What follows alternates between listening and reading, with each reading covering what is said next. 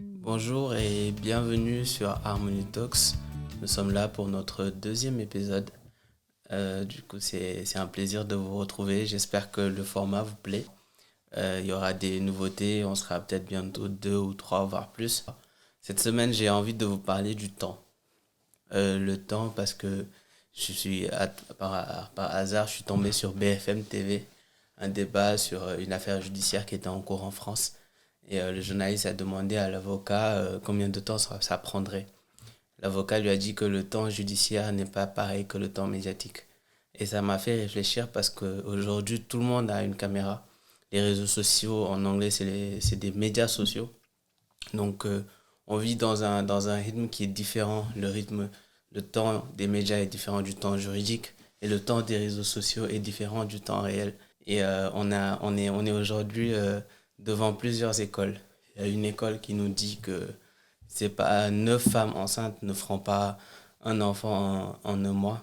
Et tu as de l'autre côté certains comme notre ami Drake qui nous disent Fuck being rich when I'm 40, man. I'm trying to make it now. je vais pas attendre d'avoir 40 ans pour être riche, je vais l'être tout de suite.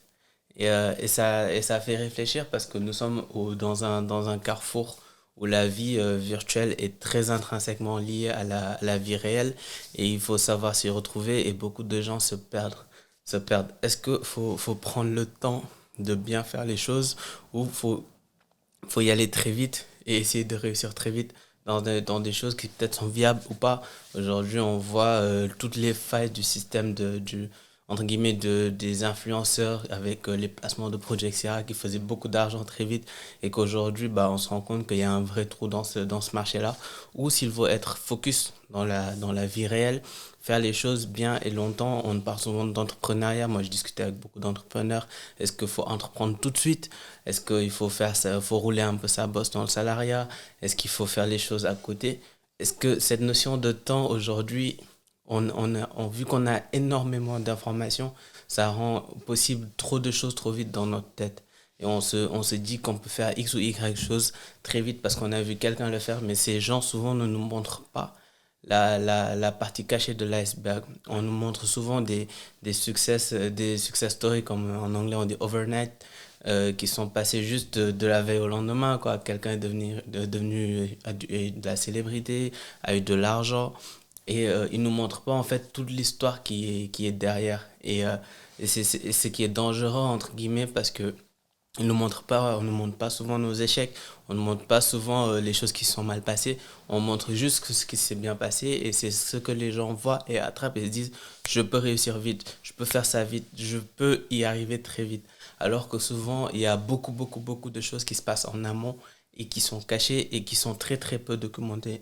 Et c'est là où il faut faire gaffe avec le temps des réseaux sociaux qui nous montre en fait que le résultat final et toute la partie derrière, le travail, les nuits blanches, etc., sont très cachées.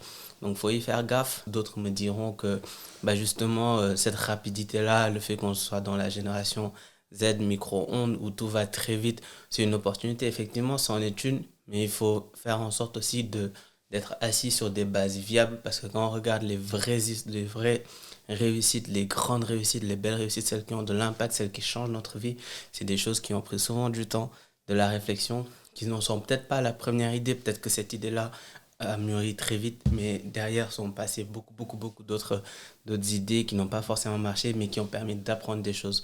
Donc, il faut prendre le temps d'apprendre, il faut prendre le temps de se renseigner et de se lancer et ne pas être dupé par cet grand écran de fumée que sont les réseaux sociaux. J'espère que cet épisode vous plaira. N'hésitez pas à vous abonner, à commenter, à partager ce que vous pensez du temps réel et le temps des médiatiques dans lequel nous sommes plongés aujourd'hui.